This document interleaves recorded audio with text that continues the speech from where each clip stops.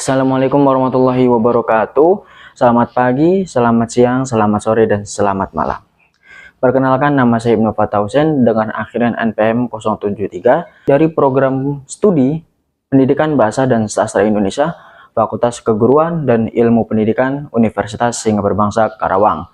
Pada kesempatan kali ini, saya di sini ingin menyelesaikan sebuah tugas dari salah satu dosen pengampu saya, yaitu Ibu Dr. Cut Nur Aini MPD, dengan mata kuliahnya yaitu fonologi.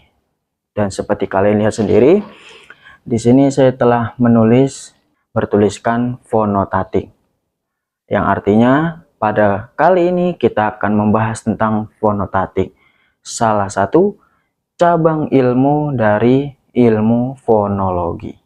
Baik, fonotatik sendiri secara penjelasan, secara bahasa, itu adalah sebuah studi tentang aturan dan batasan yang mengatur urutan dan kombinasi bunyi atau fonem dalam sebuah bahasa tertentu, khususnya dalam suku kata dan kata. Aturan ini menentukan bunyi mana yang dapat digabungkan dan dalam urutan apa, sehingga menghasilkan kombinasi bunyi yang diizinkan dalam satu bahasa, tetapi mungkin tidak diizinkan di bahasa lain. Mungkin kira-kira seperti ini teman-teman. Jadi fonotatik ini sederhananya adalah salah satu penggabungan sebuah kata, yang mana kata-kata ini jika digabungkan itu diizinkan atau mudah dimengerti oleh orang lain dan dapat diterima. Ya, jadi fonotatik ini bertugas untuk menjaga kata itu tetap bermakna, kata itu tidak menciptakan kata yang ambigu. Kira-kira seperti itu teman. Langsung kita ke contohnya aja ya. Yang pertama kita mengambil dari kata yang berisi dari 4 huruf. Kita mengambil dari kata baca. Nah, baca ini kan kalau kita mengucapkannya, baca, artinya kan baca. Kalau kita membacanya secara jelas, ya. Nah, tuh. Kalau kita membacanya jelas, itu akan menciptakan makna yang sama juga, ya. Baca, kita baca baca. Tuh. Jelas maknanya. Baca. Tuh. Entah itu baca koran, baca buku, baca makalah, gitu kan. Tuh. Fonotatik begini. Jadi mendistribusikan sebuah kata dipecah menjadi sebuah suku kata. Tuh. Nggak bisa kita baca seperti ini. Tuh. Nggak bisa kita baca baca atau baca. Enggak. Karena kalau kita bacanya seperti ini, maknanya pasti nggak akan jelas, teman-teman. Ya enggak? Maknanya pasti nggak akan jelas. Entah itu dia lagi baca atau dia lagi ngapain, gitu. Tapi kan kalau kita ngomongnya baca, kita pisah menjadi baca, di satu menjadi baca. Orang yang mendengar pun mengerti. Oh, berarti dia ingin baca, gitu. Tapi kalau misalkan kita ngomongnya baca, aku ingin baca, itu nggak jelas. Maknanya menjadi ambigu, ya.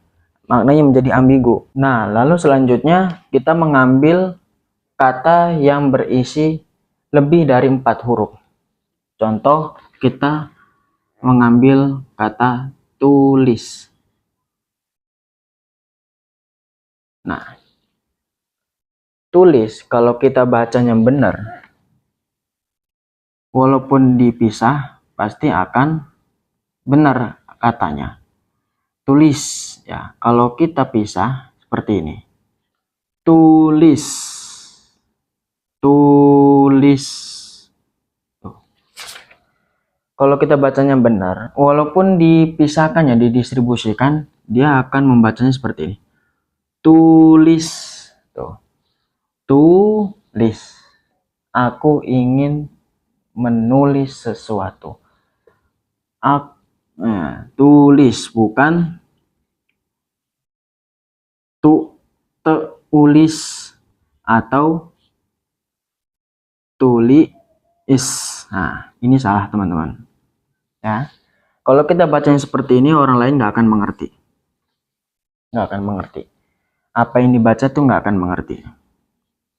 Ya, tapi kalau kita bacanya seperti ini, tulis, orang mengerti. Oh, berarti dia ingin tulis sesuatu. Berarti dia ingin nulis sesuatu, gitu kan?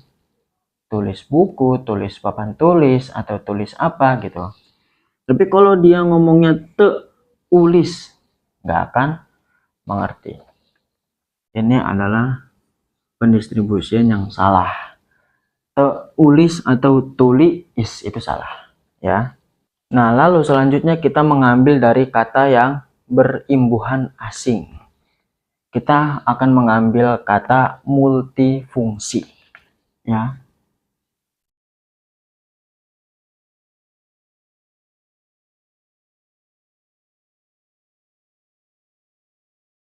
Nah, bagaimana cara mendistribusikannya? Cara membaca dengan benar seperti apa?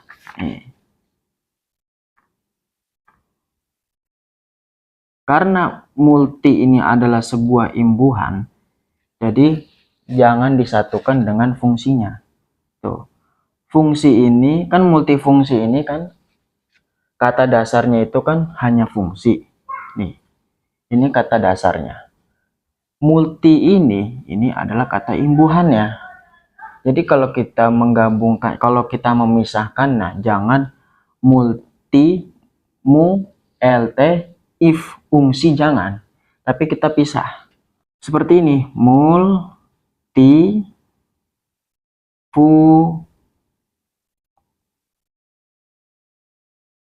si. Nah, seperti ini cara mendistribusikannya. Multifungsi. Tuh. Bukan digabung, bukan multifungsi, bukan. Karena multi dengan fungsi ini beda kata, beda jenis. Karena fungsi ini kata asli, multi ini kata imbuhannya. Tuh. Ini kalau bahasa imbuhan, kalau kata imbuhan asing. Lalu bagaimana dengan kata imbuhan yang awal? Imbuhan awal contoh kita ambil bermain. Nah, bagaimana cara kita memfonotatiknya, mendistribusikannya supaya jelas, ya? Kita pisah dulu. Nah, bermain. Tuh. Seperti ini. Bermain. Ya, bukan bermain atau bermain. Nah, kalau seperti itu salah, jadi nggak nyambung katanya. Yang benar seperti ini, bermain. Jelas. Berarti anak itu sedang bermain. Berarti anak itu ingin bermain. Sama seperti ini. Multifungsi, bukan multifungsi. Kalau begitu nggak jelas. Ya.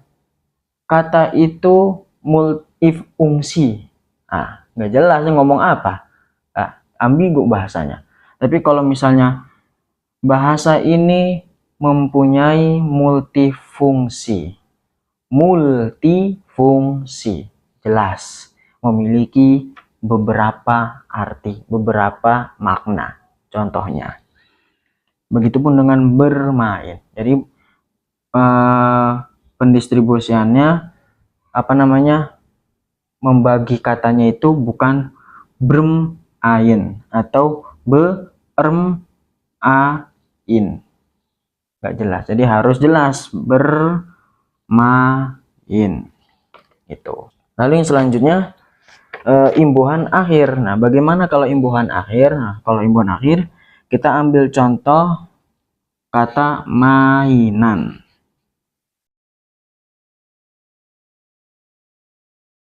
Nah, bagaimana cara mainan ini jelas di saat di saat diucapkan ya?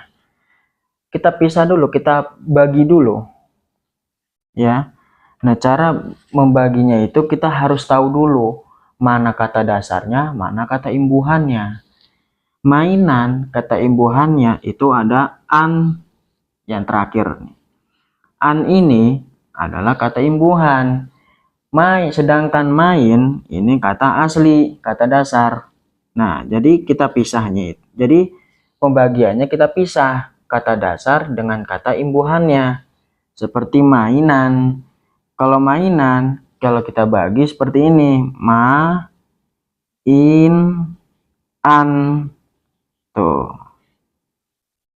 Mainan gitu. Itu kalau membagi dengan imbuhan yang akhir. Jadi kita harus tahu dulu mana kata dasarnya, mana kata imbuhannya. Baru setelah itu kita bagi. Kita bagi bagaimana cara pengucapannya yang benar. Ya, begini cara mendistribusikannya. Bukan mainan, salah, atau mainan. Nah, kalau mainan ini enggak benar, ini salah, ini kata yang salah. Karena kenapa? Karena kata dasar dengan kata imbuhan itu disatukan. Jadi kalau misalkan kita pengucapannya itu nggak akan jelas. Mainan, apa? Aku ingin mainan. Apa itu mainan? Nggak jelas. Tapi kalau kita membedahnya itu seperti ini, benar, dipisah kata dasar dengan kata imbuhan. Aku ingin mainan. Mungkin kalau anak-anak kecil yang baru belajar baca seperti itu ya, mainan. Nah, itu jelas dia ngomong apa, jelas gitu. Oh, kamu ingin mainan. Tapi kalau misalnya aku ingin mainan, apa itu mainan? Nggak jelas. Atau mainan, aku ingin mainan. Nah, itu menjadi kata yang ambigu atau kata yang tidak bermakna ataupun kata yang maknanya berganda. Ya nggak tahu kalau mainan itu apa artinya, nggak tahu. Nah, lalu yang terakhir kita mengambil dari imbuhan awal dan akhir. Kita ambil kata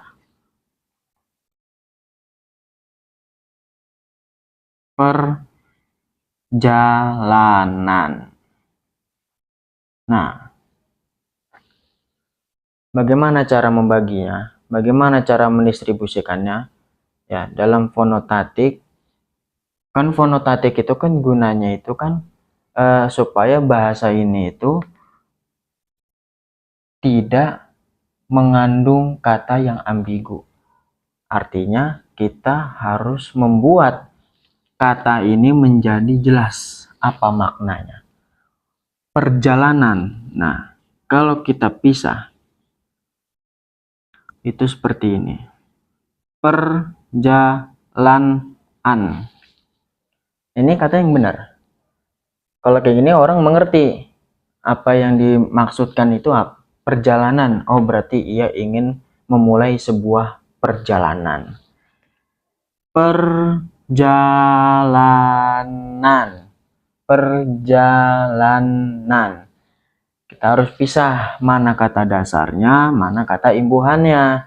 Kata imbuhannya an dan per. Jadi jangan disatukan sama kata dasarnya. Kata dasarnya itu jalan. Tuh. Dipisah. Jadi jangan perjalanan. Nah, itu salah. Kebanyakan orang itu begini. Perjalanan. Nah, salah. Kata dasarnya digabung dengan kata imbuhan akhirnya. yang artinya itu kalau misalkan kita gabung itu nggak jelas maknanya. Tapi kalau misalkan kita awur-awuran, misalnya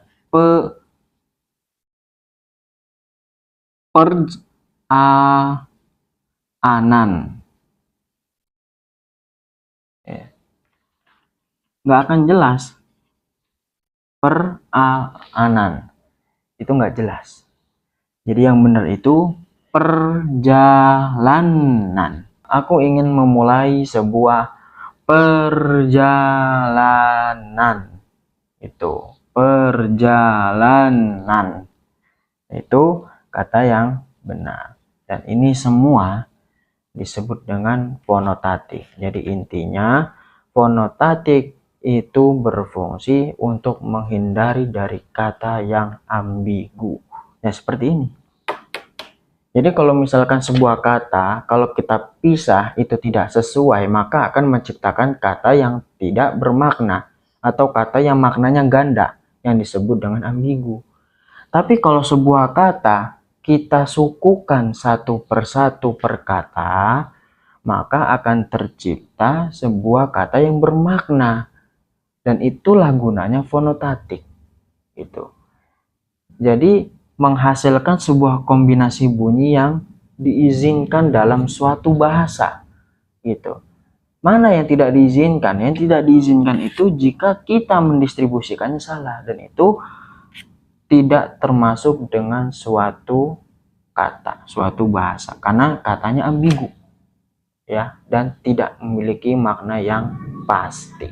Kira-kira seperti itu dalam penjelasan fonotatik. Itu mungkin sekian dulu yang bisa saya sampaikan dalam penjelasan tentang fonotatik. Ya, kurang lebihnya mohon maaf. Saya Ibnu Fattah Husain, izin pamit mengundur diri. Assalamualaikum warahmatullahi wabarakatuh.